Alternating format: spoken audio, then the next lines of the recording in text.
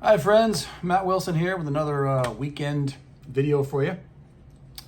This time it's going to be the Velvet Underground / Lou Reed, his solo career. We're going to start off in 1967 with the first Velvet's album and go through, 1992, Magic and Loss. That's where my cutoff point's going to be. So before I start, this is I swapped out my Woodstock poster for a Velvet Underground poster I have. At least it's an Iron Butterfly Velvet's poster. See if I can make the camera angle a little better. There it is.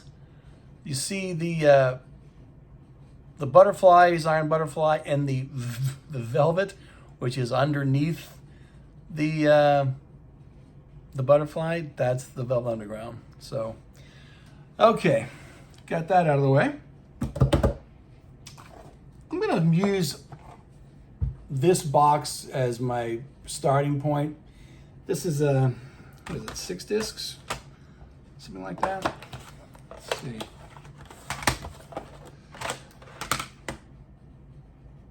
Five discs. If you only had this, you couldn't be faulted. It's all the albums that the Velvets made with Lou Reed. By the way, I'm not going to be going into the other one, Squeeze. Just like when I did the Doors vid, I didn't do the 2 Jim Morrison Les Doors albums. I'm not going to do, a Velvet Underground album without Lou Reed. But we're going to start with the first one, which is, gosh, I can't even find the disc for it. That's all right. I'll show you this one. This is the Mobile Fidelity version of the Velvet Underground and Nico. Recorded in 1966, came out in 1967. Imagine if this would have come out in December of 66.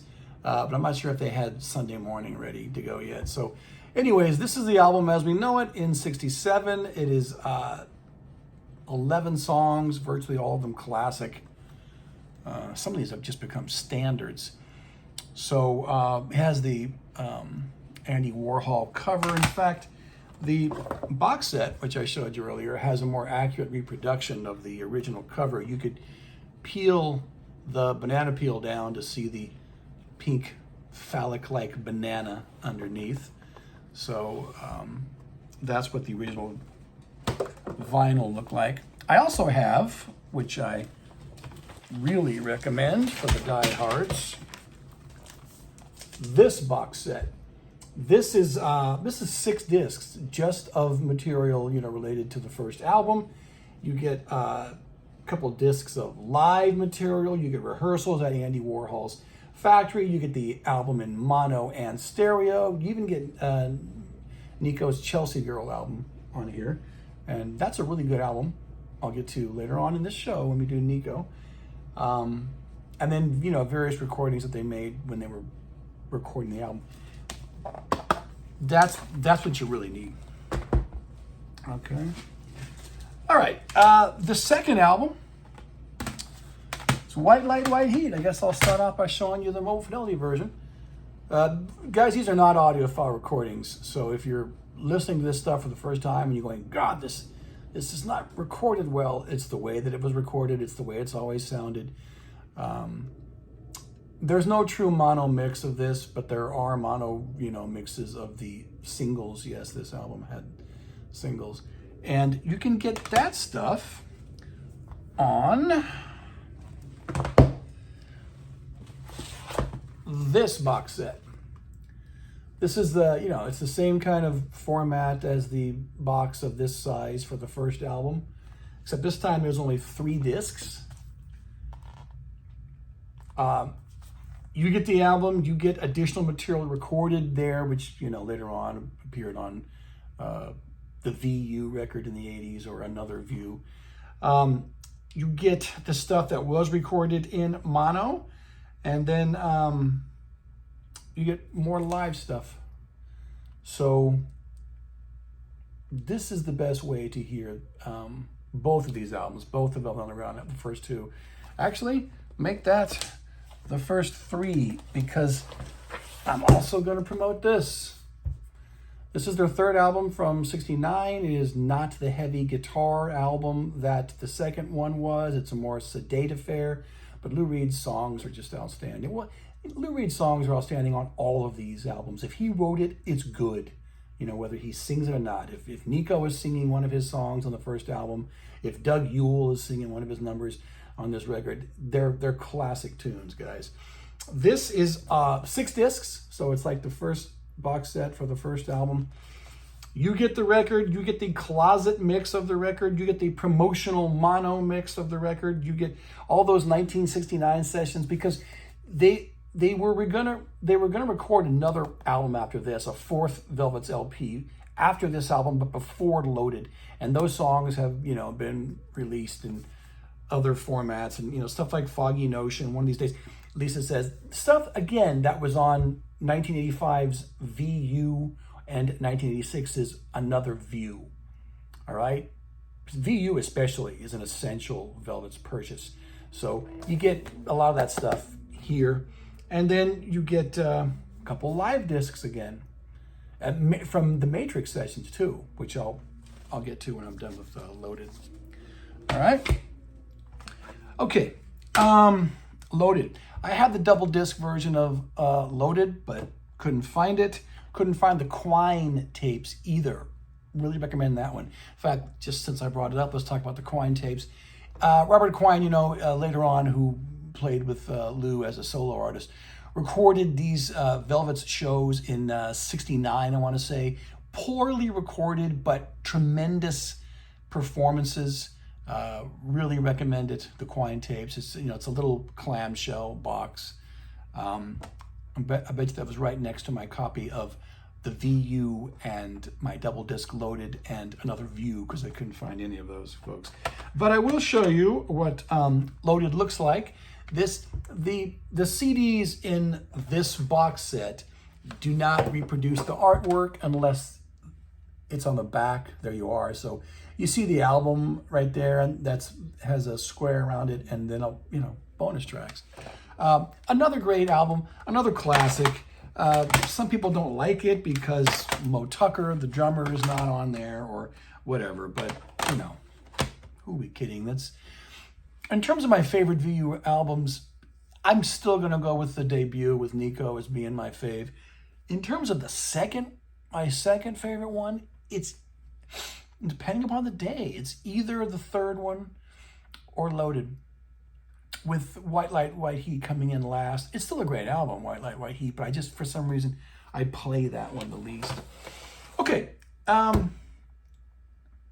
Lou Reed started a solo career in 1972. I want to wind up with the Velvets first.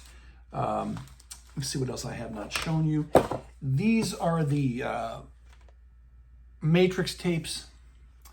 This is 4 discs. I understand that this is out of print now, unfortunately, but this stuff just smokes. It just kicks ass. They used a lot of this to make the classic VU, 1969 Velvet Underground live album. This came out in 1974. It's right about that time in the mid-70s when people were reevaluating the Velvet Underground and realizing that they were a great band, and that, critics were starting to promote them. Lou did the Rock and Roll Animal album that year with Velvet Underground songs. But this was the first live Velvets that, we ever heard. Well, that's not true, is it? That's not true. The first live Velvets album came out in '72. It's live at Madison, Kansas City. Not a good recording. It's at that club. The first song, though, is great. I love their version of I'm Waiting for the Man. But you can hear, bottles dropping and talking and stuff. It's a lo-fi recording, but I'm sure it, held people over at the time until that came out. All right. So anyways, back to what I was showing you, where did I put the Matrix tapes? This is probably even better than 1969 VU Live. And this is a neat little thing too. This is at N. Cole Avenue. Some of this was also used along with the Matrix tapes for the 1969 VU Live album in '74. This is not recorded though as well as the Matrix tapes. All right, let me just really quickly take the purple thing out. That's what it looks like, you know, and it's that's what you get. So I can put my live Velvets aside. Am I forgetting anything else about the Velvet Underground before I move on to Lou Reed? I don't think so, but before I move on to Lou Reed, let's do some solo stuff. Nico, I mentioned Nico earlier. Come on, Nico, where are you? There you go. Well, actually, I see some Nico, but I see the one John Cale album I have, so I might as well just bring that up. Paris 1919. This is considered a classic by a lot of people. I like it. I knew a guy that wrote the liner notes to a later reissue of this on CD. I think it was a double disc. This does me fine though. It's the whole album. That's a Rhino reissue, bonus tracks of our favorite Welshman. He had other albums which were critically admired. This is easily the most popular though. The one he did in 1981, I can't think of the name of that one, is also pretty good. Nico. Gosh, I don't know what it is with me and losing stuff. Okay, first album, Chelsea Girl, 1967. Other Velvets are on here. I know Lou and Sterling are. I don't remember if John's on here. This is probably the best collection of songs that she came up with. Of course, she didn't write them all. You got Jackson Browne songs on here. She does These Days, before Jackson or Greg Allman did it. This is, I like this a lot. It's of the Nico albums I have, this is easily the most accessible. And again, it's on this album is on the big deluxe 6-disc version of the debut album. All right. I have this little collection, the Frozen Borderline, 1968 to 1970.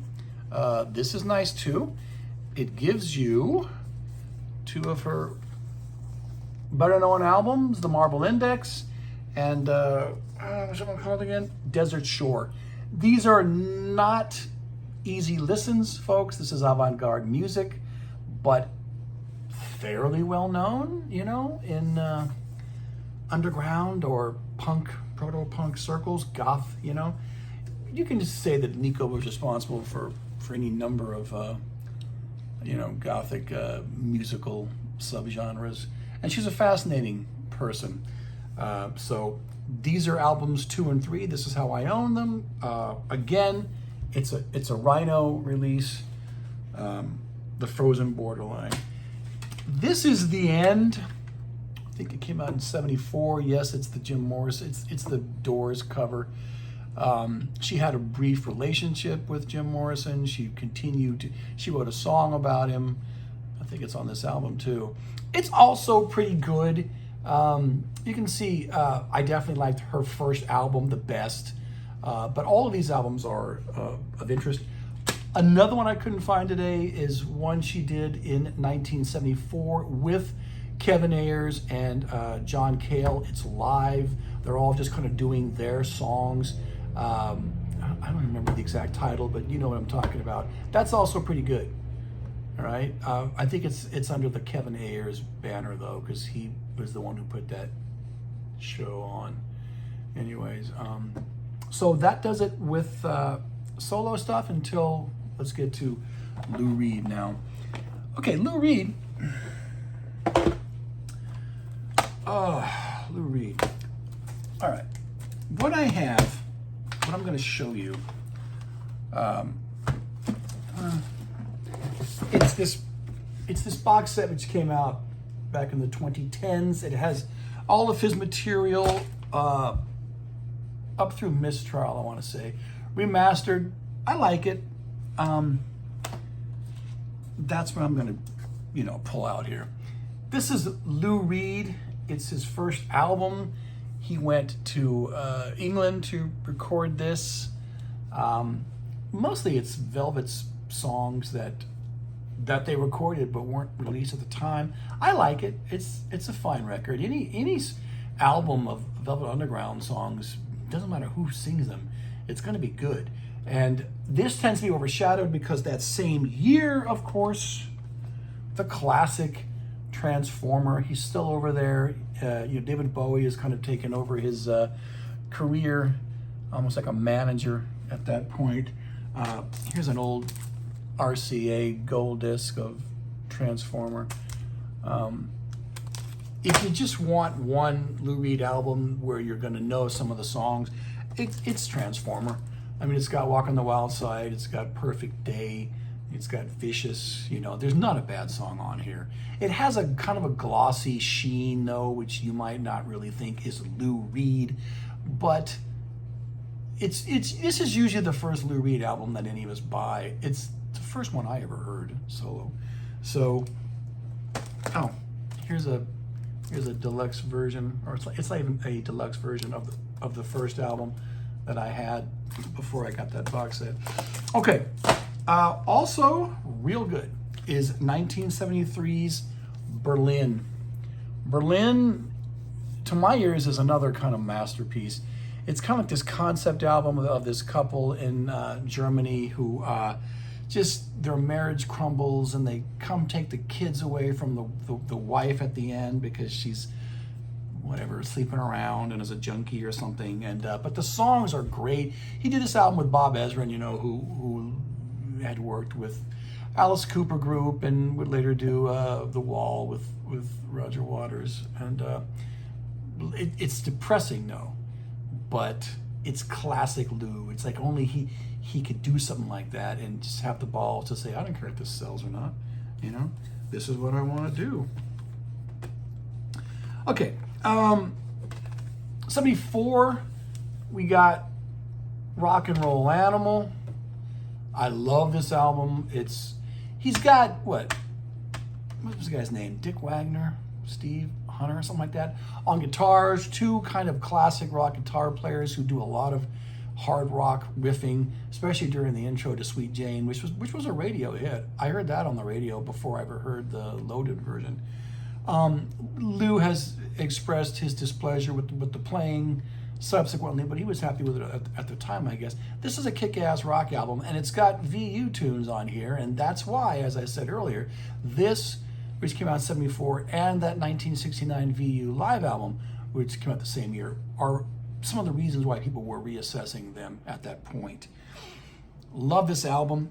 In fact, before I move on to Sally Can't Dance, the 1975 Lou Reed album, this is a condensed version of the cover.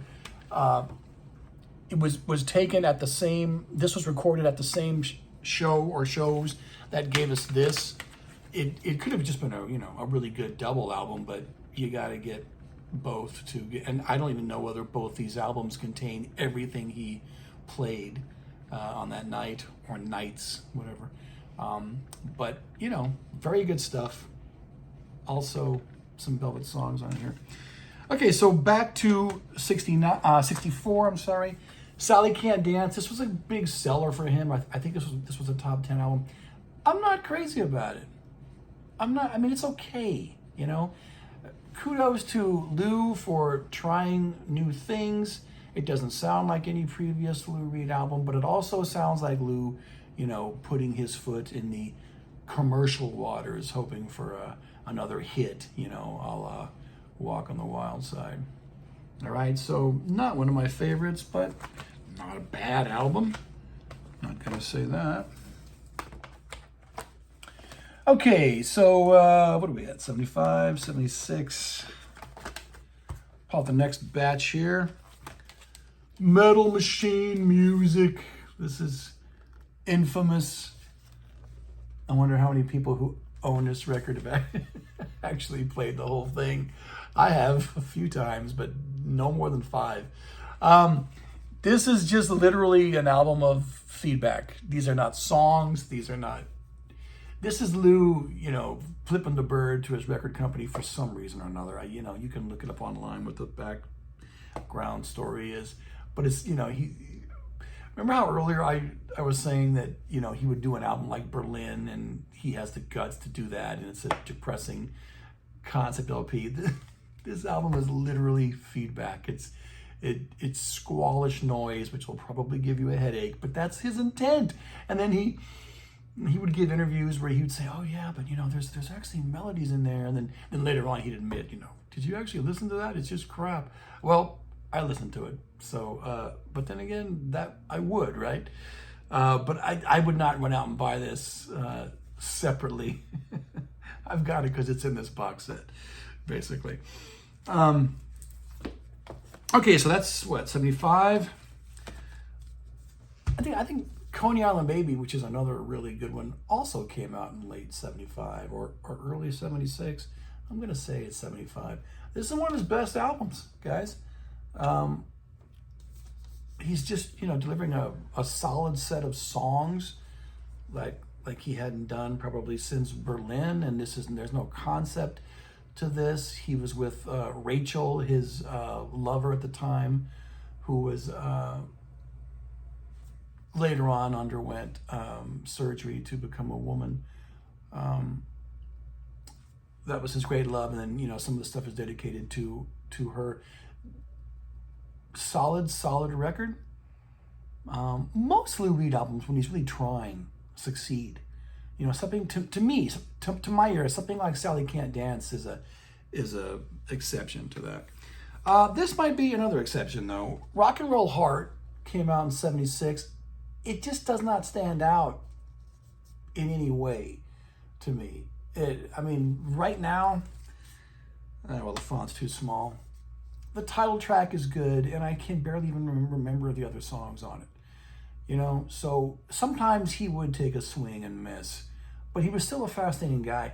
During the 70s, he had infamous interviews with Lester Bangs, the rock critic, and they would kind of feud, and Lester was a big Lou Reed guy, and so that was fascinating reading in Cream magazine. If you were hip to that at the time. I didn't read that stuff until much later, when that Psychotic Reactions and Carburetor Dung album of Lester's writing came out. And that was in the late 80s, I think. So, but I did read Cream magazine in the 70s, but I don't remember reading Lester Bangs' stuff. Okay, so was there an album in 77? Probably a greatest hits. Street Hassle, 78. Again, this is not an audiophile recording. It was recorded with some weird process, but I like the album. Again, one of his best, one of his strongest LPs. He's got Springsteen on the title track. He's doing Dirt. That's great too. I Want to Be Black. That was kind of controversial. Real Good Time Together is another Velvet's song. He would pull out Velvet's songs occasionally in the 70s on his records and just redo them. That goes right back to the first LP. This is one of his stronger efforts. He wouldn't make an album better than this, I don't think, until The Blue Mask. All right. So also in 78 is a double LP, Lou Reed Live, Take No Prisoners, where Lou is kind of a comedian, kind of a stand-up comic. This isn't so much about the music, it's about Lou's raps, his whatever he's on, whatever speed that he's on that's causing him to talk a mile a minute and make his jokes. It's interesting for that, but musically, I'll take Rock and Roll Animal and Lou Reed Live over this. Again, I know people that really like it though. Okay, that's 78. The Bells is 79. The Bells being the Edgar Allan Poe composition. It's pretty good. This is what I would call an average Lou Reed album. I wouldn't recommend it unless you've already got a half dozen other Lou Reed records and want to continue with him. Again, I know people that really like it. So that's The Bells, 1979. Neither great nor mediocre, but better in my estimation than 1980s growing up in public, this is just okay. It's not weak the way that, say, Sally Can't Dance and Rock and Roll Hard is to these, to these years. But it's not, he was married at the time. Was it Sylvia was his wife? He had a wife before her too. Seemingly happy, leading a normal life. He wasn't pursuing the, those homosexual clubs that he would frequent in the 70s. He wasn't with Rachel anymore. He was this was the 80s, and he was trying to be a normal type guy. And it didn't seem like Lou to me, but who knows, right? And I mentioned this before, this is the Blue Mask from 82. There wasn't an album in 81. This is another masterpiece. This is abrasive, hard rock, and lots of distorted guitar. I think this is when Robert Quine was playing with him, right? I like pretty much all the songs on here. Strongest one since Street Hassle. All right? One of the essential Lou Reed albums, to my estimation. And for the last stack of CDs in here, we get Legendary Hearts. This is pretty good. This is like almost like a sequel of sorts to the Blue Mask. Gosh, I hope I don't have these reversed. I've got New Sensations and Legendary Hearts. One of these is 83, one of these is 84. I can't remember. I like, so I'll do them both at the same time. I like both these albums. New Sensations actually had songs that they played on MTV.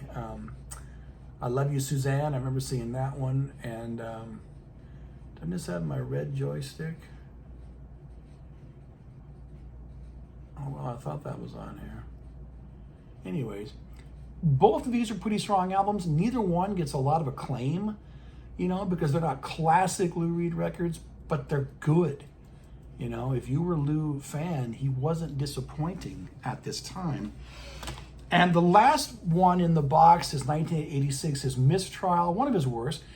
But this is the only average album that he made in the 80s. Oh, I also forgot, because I don't have it. In 84, he did a Live in Italy record, which I haven't heard, but I've heard it's pretty good. So, that's the one Lou Reed album that I don't have from the time that I'm covering in this video. This one is not good though, okay? But he had a comeback right after that with New York, which is great. I love virtually every song on here. This is the same CD I bought in 1989. I've never upgraded it. 89 was a weird year. I remember that year very well. I just got out of college the previous year, and I was returning. When I was in school, when I was in college, I was listening to all those 80s bands. The Cure, the Smiths, Replacements, all those Our Band Could Be Your Life groups that were in that book. And then a bunch of, British stuff too, Susan and the Banshees. Did I say XTC, Elvis Costello? So when I got out of that college scene, I kind of went back to my roots and started listening to what I would probably now refer to as classic rock again. And in this year, 89, a lot of old fogey guys like Lou Reed released great albums. Neil Young did Freedom. Bob Dylan did Oh Mercy. Tom Petty did Full Moon Fever. Clapton did Journeyman. Bonnie Raitt did a good album. Was it either Luck of the Draw or Nick of Time? I don't remember. McCartney did Flowers in the Dirt. There was a lot of, and this is one of the great ones. So I got into all this older music, or new music made by older people that year. And it kind of grounded me. I was kind of glad that they were. Of course, I was still listening to new stuff too. The Pixies and the Stone Roses were happening at the time. But I loved these albums. 1990, he gets back with John Cale. This is Songs for Drella. Drella being Andy Warhol, who had passed at the time. You can't really say anything on the back, but there are the song titles. But this is also pretty good. For being like a little concept album. it was a kind of fine follow-up to New York. Lou Reed was back in the public eye, at least the critical eye, you know, by releasing good work again.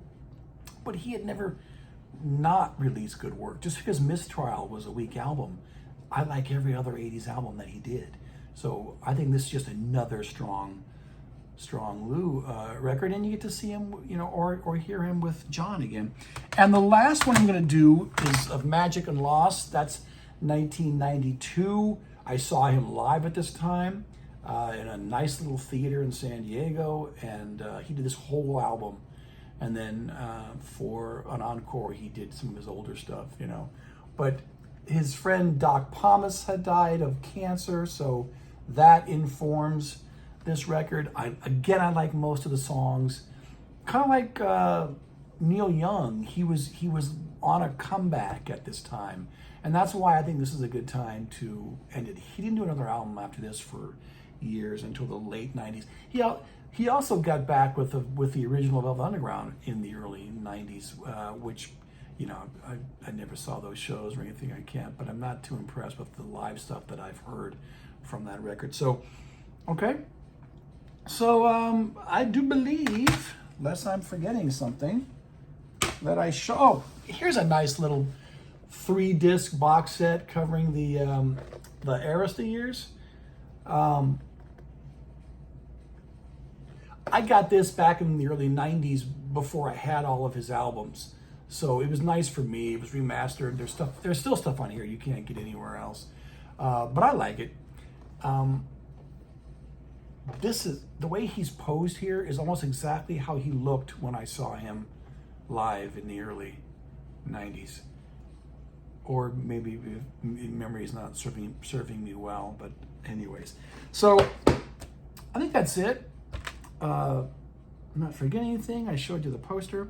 So the Velvet Underground, as essential an American band to come out of the 60s, you know, as anyone else. I mean, I've already given you videos on the Beach Boys and the Doors, and I touched upon San Francisco with the Airplane. Now it's good to give an East Coast point of view. And today I'm also going to give you another video on another New York band, the Lovin' Spoonful, and then examine the career of John Sebastian in the 70s. But for now, can't think of anything else to say about the Velvets, so hope you learned something. Bye-bye.